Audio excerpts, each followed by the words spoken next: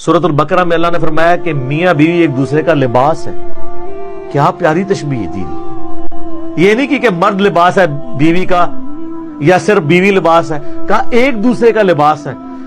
میرے لباس اور میرے درمیان کوئی پردہ نہیں ہے، میاں بیوی کے درمیان کوئی پردہ نہیں. اتنا کلوز ریلیشن شپ نہیں ہو سکتا. حتیٰ کہ ابو داؤد میں حدیث ہے، نبی صلی اللہ علیہ وآلہ وسلم نے فرمایا تم نے کوئی دو محبت کرنے والے میاں بیوی سے بڑھ کے نہیں دیکھے ہوں گے. سب سے محبت کا رشتہ یہ. صحیح مسلم میں حدیث ہے، یہ دنیا برتنے کی جگہ ہے اور سب سے بہترین سرمایہ اس روئے ارض پہ نیک بیوی ہے. بخاری مسلم دونوں میں حدیث ہے، نبی صلی اللہ علیہ وآلہ وسلم نے فرمایا کہ اپنی بیویوں کے ساتھ بغض نہ رکھو. مسلم کے الفاظ ہیں، کسی مومن کے لیے شایع نہیں کہ اپنی بیوی سے بغض رکھے. اگر اسے کوئی اس کی چیز ناپسند ہے نا تو کئی خوبیاں بھی تو ہیں اس میں، ان خوبیوں کو یاد کر لیا کرو. اور پھر آپ علیہ السلام نے کس لیول پہ اتر کے فرمایا، بخاری مسلم دونوں میں آپ فرمایا کیا عجیب بات ہے کہ تم دن کے وقت اپنی بیوی کو مارتے ہو اور پھر رات کے وقت اپنے بسترے پہ اسی بیوی کو بلاتے ہو. کس منہ کے ساتھ؟ آپ دیکھیں کس لیول پہ جا کے سمجھایا گیا. پھر سورہ روم کے اندر آتا ہے، اللہ تعالیٰ نے فرمایا کہ ہم نے میاں بیوی کے رشتے میں رحمت اور محبت ڈال دی ہے. اتنا زبردست رشتہ ہے ہی کوئی نہیں ہے سر. یہ بہت غیر معمولی رشتہ ہے، کیونکہ اسلام جو ہے وہ انسانیت کو اس طریقے سے دیکھتا ہے کہ اس کا بیسک جو یونٹ ہے وہ ایک خاندان ہے جو میاں بیوی کے ساتھ آگے چلتا ہے. ہمارا معاملہ کوئی جانوروں والا تو نہیں ہے.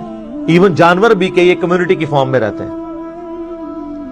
اگر بچے جو ہیں وہ جوان ہو کے آسمان سے گرتے نا تو پھر ایک خاندانی نظام کی ضرورت نہ ہوتی. انسان کا بچہ تو بلی سے زیادہ کمزور ہوتا ہے. بلی کا بچہ بھی آپ ٹیبل پہ رکھتے ہیں وہ گرتا نہیں ہے. انسان کا بچہ جو ہے نا وہ گر جاتا ہے. شروع کے 4-5 سال تو وہ محتاج ہے اپنے ماں باپ کا، خصوصاً ماں کا. تو یہ اللہ نے نیچرل چیز رکھی ہے کہ ایک خاندانی نظام کے اندر میاں بیوی کا ریلیشن شپ کیوں ضروری ہے. اس کے بغیر اولاد کا سلسلہ آگے نہیں جا سکتا. پھر سورہ آل عمران کے اندر اللہ تعالیٰ نے فرمایا زُيِّنَ لِلنَّاسِ حُبُّ الشَّهَوَاتِ مِنَ النِّسَاءِ. اللہ تعالیٰ نے مزین کر دیا ہے جو دنیا کی شہوات ہیں ان میں سے کئی چیزوں کو، اور پہلے نمبر پہ کیا فرمایا؟ عورت. اس زمانے میں بھی آج بھی قیامت تک. فرائڈ ٹھیک کہتا ہے نا سب سے امپورٹنٹ جذبہ سیکس ہے. اور یہ اللہ نے کیوں رکھا ہے؟ چونکہ اسلام ایک خاندانی نظام کو پروموٹ کرتا ہے. خاندانی نظام میں بانڈ جو ہے نا وہ 2 چیزیں یاد رکھیے گا. نمبر 1 اولاد اتنا بڑا بانڈ ہے کہ میاں بیوی کے برے تعلقات بھی ہوں نا تو بیوی کہتی ہے کیا کروں، میرے بچے ضائع ہو جائیں گے، میں اسی مرد کے ساتھ گزارا کروں. اور مرد کے ساتھ اگر بیوی برا سلوک کر رہی ہو تو مرد صبر کر لیتا ہے اور وہ کہتا ہے کہ کیا کروں، میرے بچوں کا کیا بنے گا. یہ اللہ نے ایک نیچرل بانڈ رکھا ہے تاکہ خاندانی نظام نہ ٹوٹے. اور دوسرا جو بانڈ ہے وہ سیکس ہے. اگر فری سیکس ہوگا تو میاں بیوی کبھی بھی ایک دوسرے کے ساتھ مخلص نہیں ہو سکتے.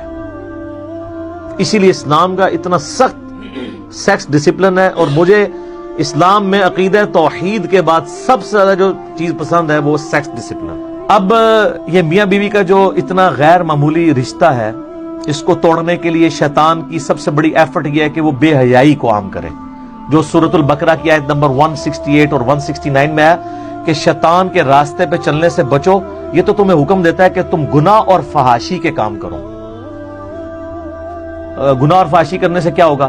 سیکس کا بانڈ ٹوٹ جائے گا، میاں بیوی الگ ہو جائیں گے. ایون اولاد کا بانڈ ہو بھی جب اس طرح کا معاملہ آتا ہے، یہ اکثر سنتے ہیں نا 30 سال بعد ایک مرد نے طلاق دے دی اپنی بیوی کو، تو آپ جب ڈیپ ڈیک کریں گے نا تو کوئی اس طرح کا ایشو بیچ میں نکلتا ہے. ورنہ مرد کو کتے نے نہیں کاٹا ہوا کہ 30 سال بعد ایک بوڑھی عورت کو طلاق دے دے. زیادہ تر کیسز میں ایسے ہوتا ہے. تو یہ اتنا امپورٹنٹ جذبہ ہے. اور شیطان کی کوشش ہے کہ میاں بیوی کا بانڈ ٹوٹے. اور جب میاں بیوی کا بانڈ ٹوٹتا ہے تو پھر کیا ہوتا ہے؟ اولاد تو گئی، تباہی کا شکار ہو گئی، خاندان ٹوٹ پھوٹ گیا. ایون وہ اولاد جو ہے وہ ناسور بن جائے گی معاشرے کے لیے. ایسے بچوں کے مینٹل ماڈلز تک بدل جائیں گے. اسی تو میرے بھائیوں صحیح مسلم میں حدیث ہے نا کہ شیطان کا تخت پانیوں پہ لگا ہوا ہے. جو بعض ماڈرن ایج اسکالرس کہتے ہیں کہ عین ممکن ہے یہ برمودا ٹرائنگل جو ہے وہاں پہ شیطان کا تخت ہو، اور مسلم شریف کے الفاظ ہیں وہ پانیوں پہ اس نے تخت لگایا ہوا ہے اور پورے دن کی کارگزاری وہ اپنے چیلوں سے سنتا ہے. ہر چیلا آ کے بتاتا ہے میں نے آج فلاں شخص سے فلاں گناہ کروایا، دوسرا کہتا ہے جی میں نے تو اس سے بھی بڑا گناہ کروایا. شیطان خوش نہیں ہوتا کہ ٹھیک ہے نارمل ہے. ایک چیلا آ کے کہتا ہے آج میں نے میاں بیوی کے درمیان جدائی کروا دی ہے. ہائے ہائے ہائے.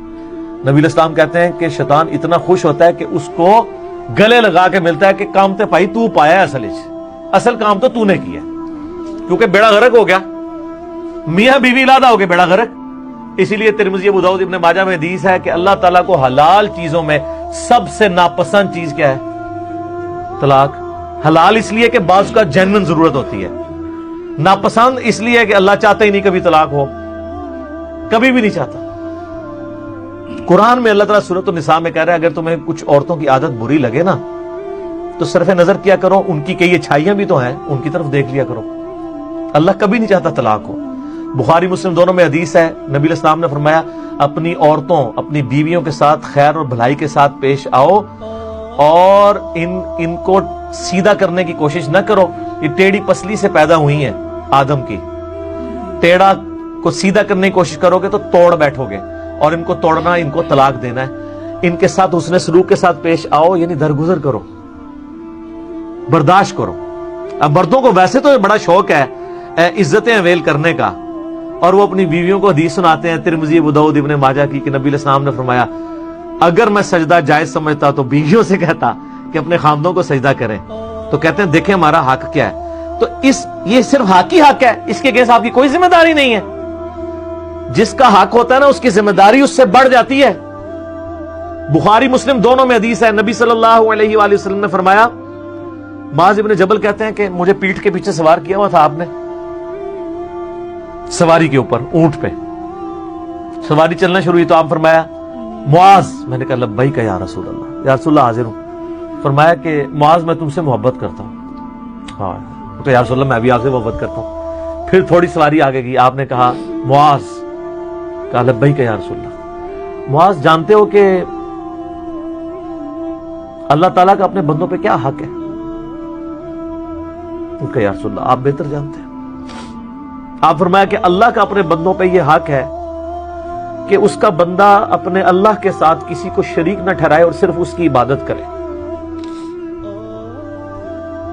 اور پھر جب سواری تھوڑی اور آگے گئی آپ نے کہا معاذ لبیک یا رسول اللہ. جانتے ہو جو بندہ یہ کر لے کہ اللہ کی عبادت کرے اس کے ساتھ کسی کو شریک نہ ٹھہرائے، پھر اس بندے کا اپنے اللہ پر کیا حق ہے؟ ہائے ہائے کہ یا رسول اللہ اللہ اس کا رسول بہتر جانتے. فرمایا ایسے بندے کا اپنے رب پہ یہ حق ہے کہ اللہ اس کو عذاب نہ دے اور جنت میں داخل کرے. تو سر اللہ اگر اپنے بندوں سے حقوق مانگ رہا ہے نا، اپنا یہ حق مانگ رہا ہے کہ میری عبادت کرو، تو اس کے اگینسٹ وہ دے رہا کیا ہے؟ ہمیشہ کی جنت. تو آپ مرد اگر اپنی بیویوں سے حقوق مانتے ہیں نا تو اس کے اگینسٹ آپ کو بہت کچھ دینا پڑے گا. صرف حقوق اویل کرنے آپ نے، چودراہٹ اویل کرنی ہے، دینا کچھ نہیں ہے.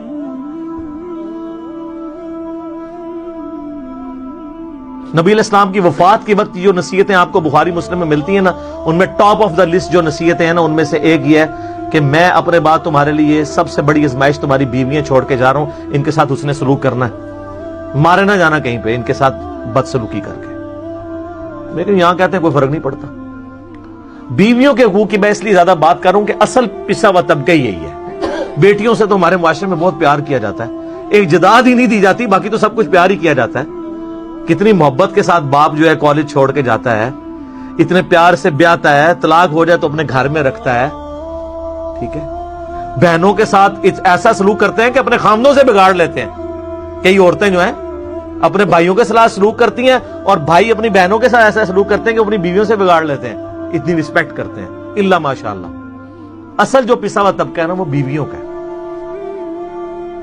لیکن اسلام نے حقوق دیے ہیں سب کو، لیکن ہم نے اسلام سے صرف جو ہے نا رسومات لی ہیں، جو اصل حقوق تھے نا وہ ہم نے پس پش ڈال دیے. جو آج پھر یہ وومنس ڈے پہ جو کچھ تماشا لگا ہوا ہے اور طوفان بدتمیزی برپا ہے، اس کے پیچھے یہ ریزن ہے.